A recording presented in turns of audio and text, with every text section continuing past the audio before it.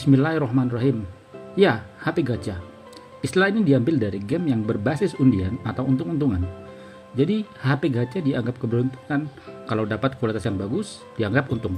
Tetapi, kalau unit atau HP-nya bermasalah atau cepat rusak, serta banyak kekurangan, dianggap gacha. Well, lalu bagaimana dengan tablet? Saya kira pasti adalah ya, unit yang mengalami defect atau masalah pada hardware atau softwarenya. Seperti pada unit yang saya beli kali ini adalah Xiaomi Pad 5. Yap, Xiaomi Pad 5 ini saya beli di hari pertama launching secara nasional pada tanggal 28 September. Tentunya di Xiaomi Store di Lipo Jember dengan harga yang sesuai yang diiklankan pada saat itu. Dan udah langsung di unboxing juga ya oleh mas-masnya. So far ketika pertama kali di unboxing dan dicek di sana sini udah oke aja sih.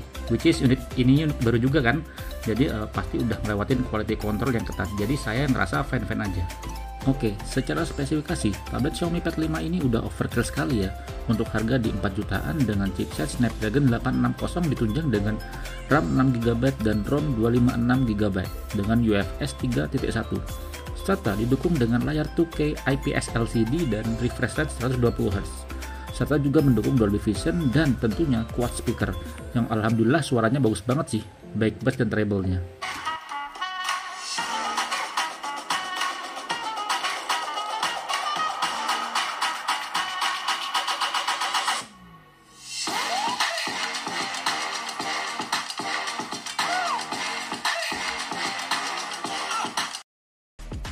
Kemudian untuk kamera sih, untuk sebuah tablet udah cukup banget sih dengan kamera belakang 13MP yang mampu merekam video resolusi 4K 30fps dengan cukup stabil, dan kamera depannya ini 8MP yang bisa merekam Full HD 30fps. Ya untuk hasilnya sih udah oke banget ya untuk sebuah tablet.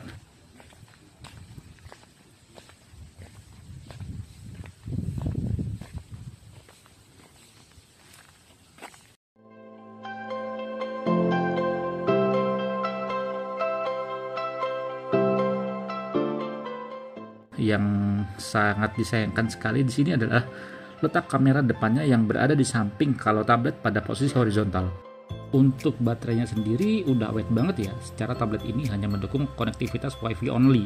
Ditambah lagi dengan pengecasan yang udah lumayan cepet ya. Tab ini bisa support pengisian daya dengan port Type-C dan 33 watt. Tetapi dari box bawaan kita diberi charger 22 watt ya, alhamdulillah ya.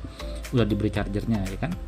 Kemudian kalau pakai tablet ini biasanya kita ditunjang dengan perangkat tambahan semacam keyboard dan pen atau stylusnya.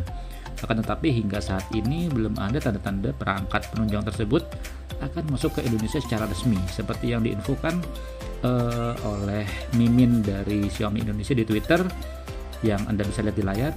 Nah jadi saya mengakalinya dengan perangkat tambahan yang minimalis seperti folding keyboard dari Depop yang saya beli di Tokopedia seharga 200 ribuan. Kemudian juga di sini ada stylus dari Adonit Snap 2 yang juga sebelumnya saya pakai di iPad saya dulu yang seharga 400 ribuan. Jadi ya lumayan bisa menggantikan sampai ada aksesoris resmi dari Xiaomi. Oke, kembali lagi ke topik gacha lagi ya. Jadi untuk harga 4 jutaan, tablet ini udah nggak ada lawan. Nah, tapi untuk kualitas tablet yang saya dapat kali ini ternyata saya belum beruntung. Masalah yang saya dapat pada tablet ini adalah layarnya. Ya, kalau dalam posisi background putih atau tidak pakai dark mode, tampak baik-baik saja. Akan tetapi jika kita menggunakan dark mode atau bertemu dengan background layar yang gelap, maka akan tampak bagian layar yang mengalami defect atau kelainan. Nah, di sini akan tampak kebiruan pada area yang saya tandai ini. Lalu, saya berinisiatif menghubungi mas-mas di Xiaomi Store Jember dengan memberikan keluhan yang ada. Akan tetapi sama mas-mas di Xiaomi Store ini saya disarankan untuk ke Unicom untuk dicek unitnya apakah masalah hardware-nya atau masalah software. Kalau menurut saya sih ini adalah hardware ya. Lalu saya berangkat ke Unicom Jember yang ternyata tempatnya pindah menjadi lebih kecil daripada yang sebelumnya. Kalau katanya sih rukonya sebelumnya akan dijual oleh pemiliknya. Oke, sesampainya di sana unit saya segera diperiksa dan difoto pada bagian yang mengalami defect atau kelainan. Dan akhirnya saya mendapatkan surat DAP atau surat pengantar untuk di-replace dengan unit baru karena ternyata hardware yang ada pada Xiaomi Pad saya ini ada kelainan, sehingga oleh masnya bisa diganti dengan unit baru karena penggunaannya belum sampai 7 hari.